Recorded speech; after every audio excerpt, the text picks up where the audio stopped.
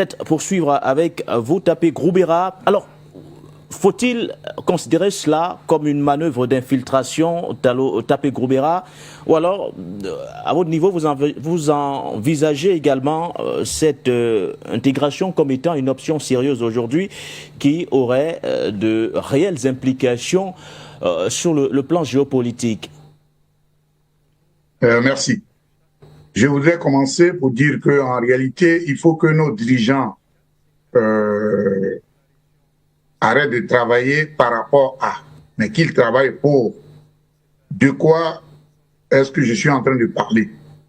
L'intégration du Tchad dans l'AES doit se faire sans qu'on pense qu'on le fait pour déstabiliser la France, mais on doit le faire d'abord pour nos populations.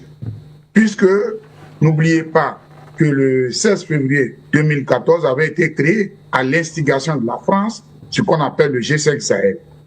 Donc, le G5 Sahel, après la sortie du Mali, et les derniers, c'était le Burkina Faso et le Niger, en décembre 2023, le G5 Sahel est devenu G2 Sahel. Et on ne sait pas pourquoi est-ce que, jusque-là, le Tchad est resté dans cette structure. D'autant plus que l'objectif affiché, le 16 février 2014, c'était la lutte contre ce qu'ils appellent le soi-disant terrorisme. Est-ce que, jusqu'à aujourd'hui, le Tchad est en sécurité sur le plan terroriste? Non.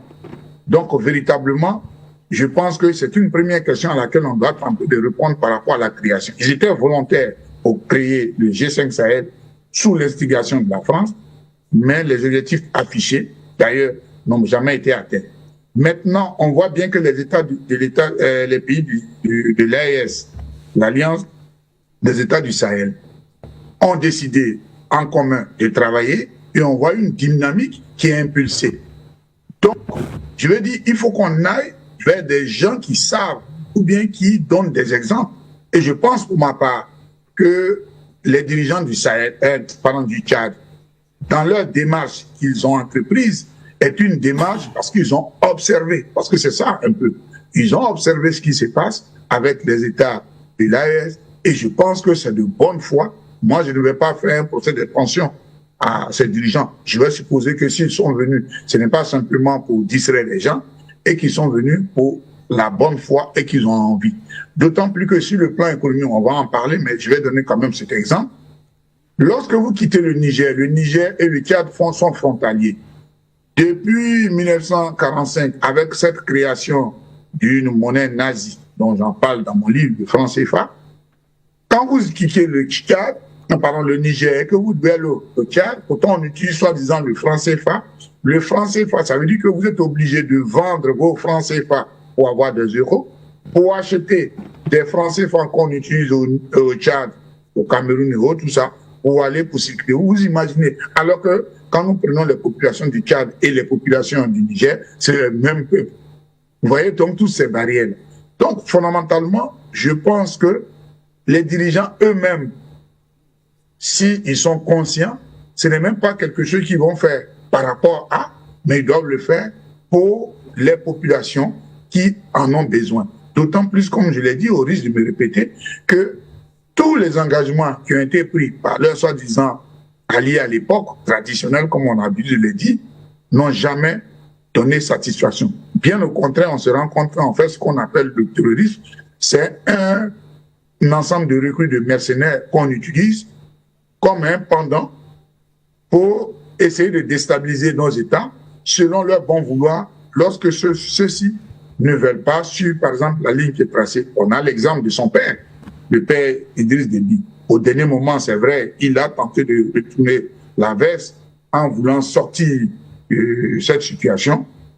Il a été abattu, comme on le sait, et moi, j'ai toujours souscrit et que c'est une opération qui a été organisée par la puissance impérialiste de la France pour l'abattre. Parce qu'on ne peut pas, un général qui est devenu maréchal, qui est un homme de terrain, ne peut pas se laisser abattre dans le dos comme ça, si ce n'est pas une personne à qui il fait confiance, qui va donner le dos. Bref, c'est une parenthèse que je... Maintenant, si l'AES, pour répondre à la question, si ceux du Tchad pense qu'ils doivent encore venir pour faire, je vais dire, les envoyés de l'impérialisme nippon, enfin, pardon, Yankees, américains et français. C'est pour cela qu'ils veulent rentrer dans l'AES. Je pense que c'est de ceux qui vont se voir. Et nous, je fais confiance aux dirigeants actuels de l'AES qui savent jauger. Et il y a quand même des intelligentsiens. Il y a une intelligentsia, pardon, dans ces trois pays-là qui est capable de juger pour voir la véracité ou la sincérité des propos des dirigeants du Tchad.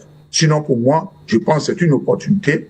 Mon frère Talo a donné un petit courant de griffe de géographie qui est très, très intéressant. Vous voyez que, finalement, avec ce que vous avez dit tout à l'heure, le Tchad est vraiment un pays très, très important parce qu'il nous permet de véritablement mettre la sécurité et peut-être même aller plus loin, libérer la Libye. Parce que si on libère la Libye des voyous que les gens ont installés parce qu'ils voulaient déstabiliser la Libye, ils voulaient tuer pour tuer le président Mohamed Kadhafi et qu'ils ont installé des voyous là-bas. Aujourd'hui, ceux qui prétendent parler de démocratie, nous avons un pays comme la Libye qui a 3 gouvernements dont eux-mêmes ils ne veulent pas les reconnaître, alors que ce pays peut se stabiliser si déjà le Tchad prend et que effectivement nous commençons à dégager tous les voyous qui font du trafic et n'importe quoi. Parce que aussi, un autre pendant, c'est la question de la drogue qui circule dans cette zone. Parce que ce qu'on appelle djihadistes, en fait, c'est des businessmen, des mercenaires,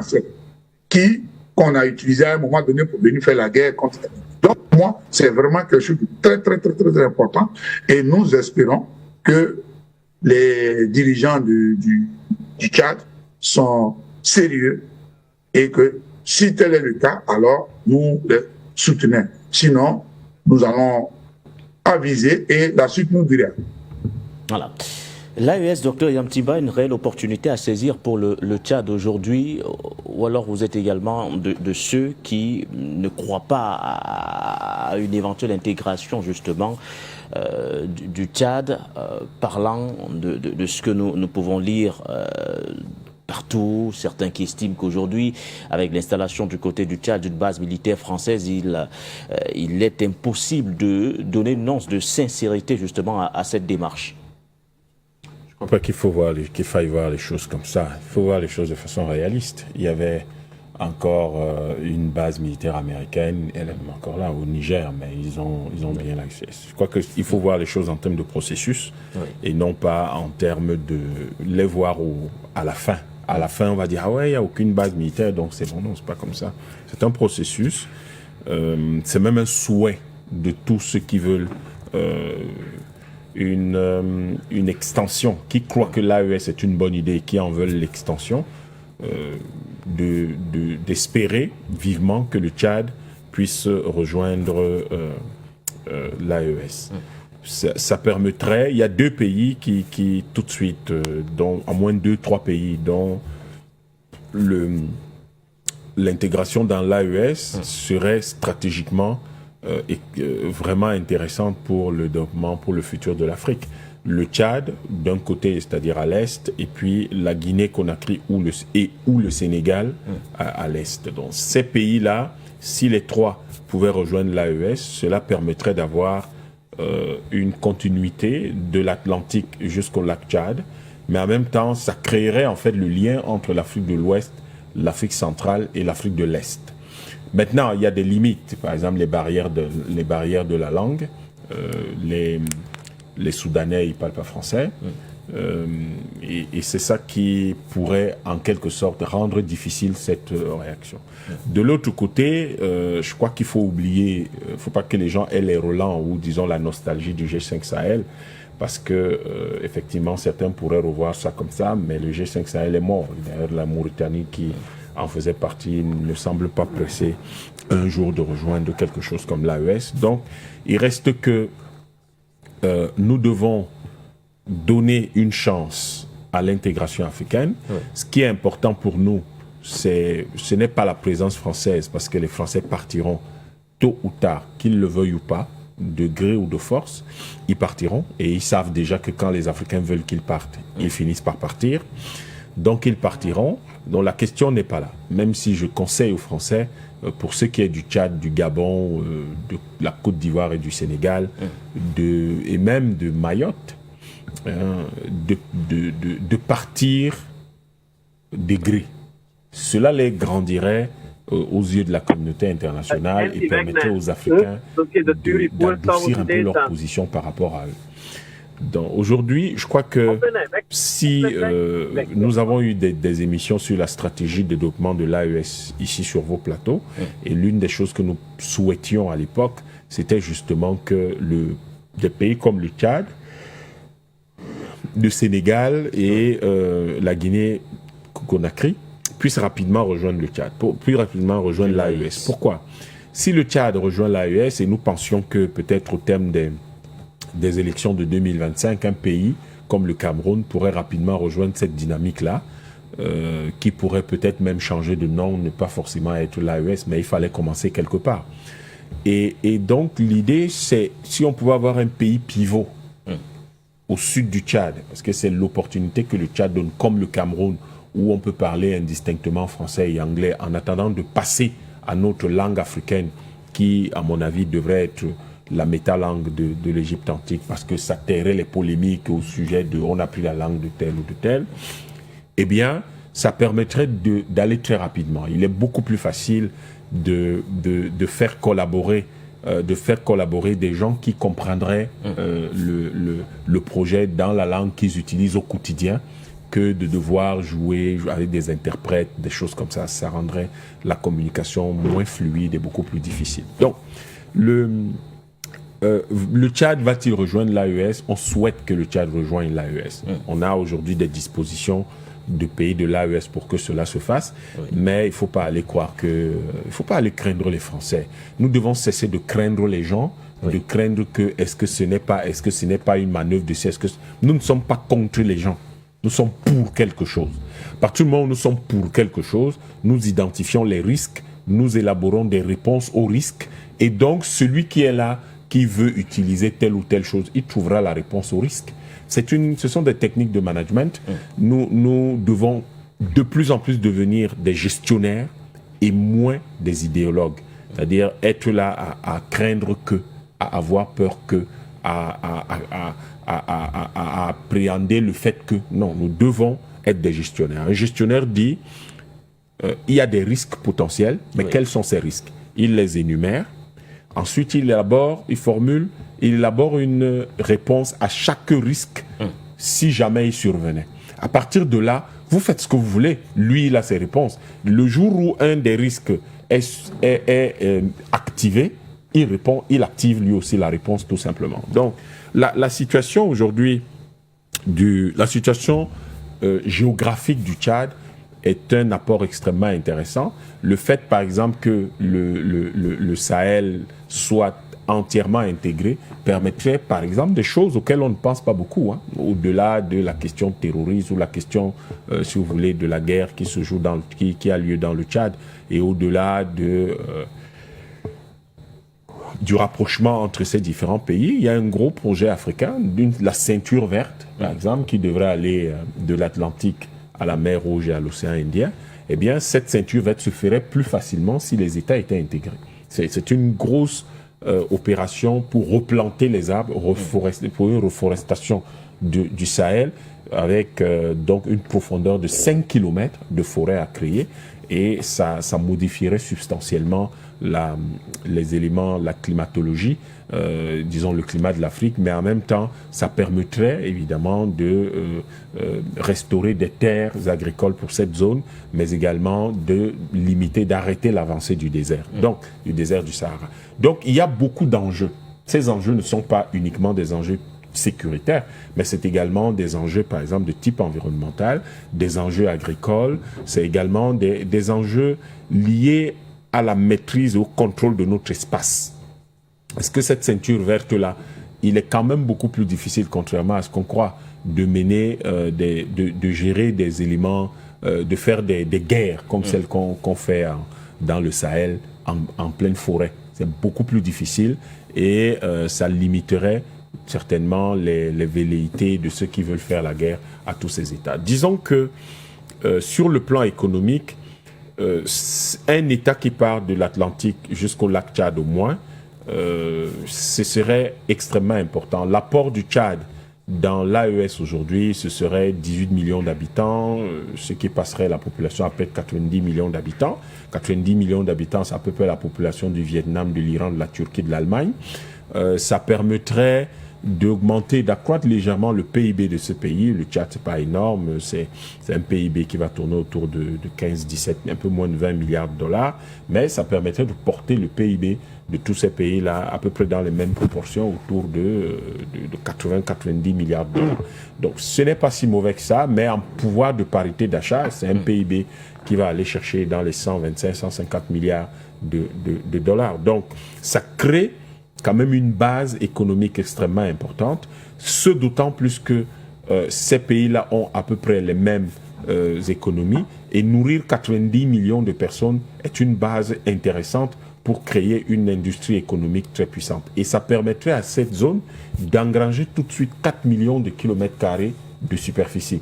Quand vous avez 4 millions de kilomètres carrés de superficie, ça pose un défi énorme sur le plan de la construction des infrastructures, mais vous pouvez au moins spécialiser la construction de ces infrastructures, et surtout, cela donne des opportunités économiques parce que vous multipliez les frontières avec d'autres pays. Bon, après, sur le plan sécuritaire, il faudra sécuriser 4 millions de kilomètres carrés avec 90 millions d'habitants, mais on peut y arriver parce qu'en même temps, quand vous intégrez le potentiel minier et le potentiel agricole de tous ces pays-là, eh bien, vous pouvez facilement, contrairement à ce que les gens croient, faire de la zone du lac Tchad, par exemple, qui est contrôlée essentiellement par le Niger et le Tchad, l'un des greniers de toute l'Afrique et même du monde.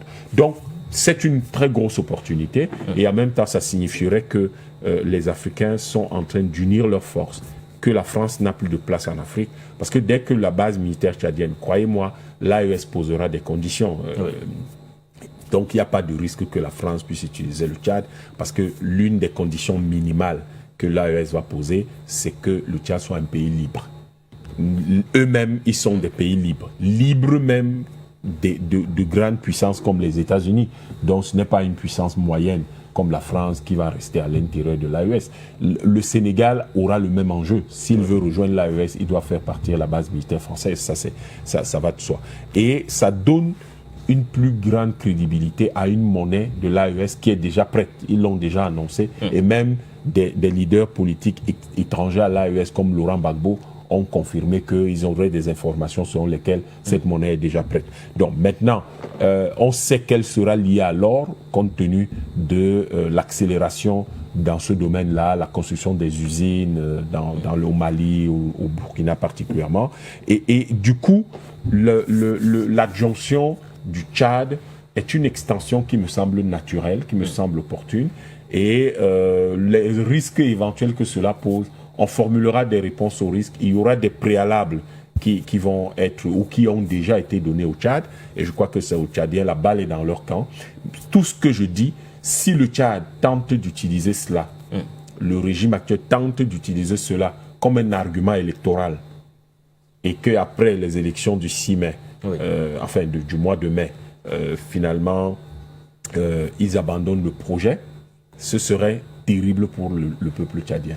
Parce qu'ils peuvent l'utiliser en sachant que le peuple tchadien, lui, sait que rejoindre l'AES suppose le départ de la base militaire française et la perspective d'une monnaie différente du franc CFA, puisque le peuple ne fait que demander le départ des militaires français, et la perspective d'une nouvelle monnaie, puisqu'il y a un courant très fort qui est aussi contre le franc CFA au Tchad, eh bien, ils peuvent effectivement utiliser cet argument pour gagner des votes facilement en mai. Et abandonner ça, parce qu'ils feront simplement des promesses. Mais si le gouvernement tchadien ça ne les rendrait pas crédibles juste après... Ils peuvent le faire. Présidentielle oui, bien sûr. Bien sûr, mais je vous dis qu'elle peut être... Vous savez, certains politiciens peuvent être vicieux. Ils peuvent dire, ça va nous aider à gagner les élections, et quand on aura fini de gagner les élections, je sais pas, le mandat, on aura un mandat, le reste on avisera, ils vont commencer à faire le dilatoire, à traîner les pattes, à ne pas avancer. C'est une possibilité. Là, vous voyez le type de risque que j'énonce. Donc, la réponse au risque, c'est que l'AES leur dira, par exemple, je ne suis pas sûr que l'AES peut accepter que le Tchad les rejoigne avant la présidentielle. Avant l'investiture du nouveau président. Et donc, il va y avoir clairement un certain nombre de conditions qu'ils devront faire. Et ils ne pourront rejoindre l'AES que lorsque la base, ça c'est automatique, il n'y a rien à faire, que lorsque la base militaire française aura été évacuée, puisque eux, ils ont évacué toutes les bases militaires étrangères sur leur territoire. Voilà, merci à vous.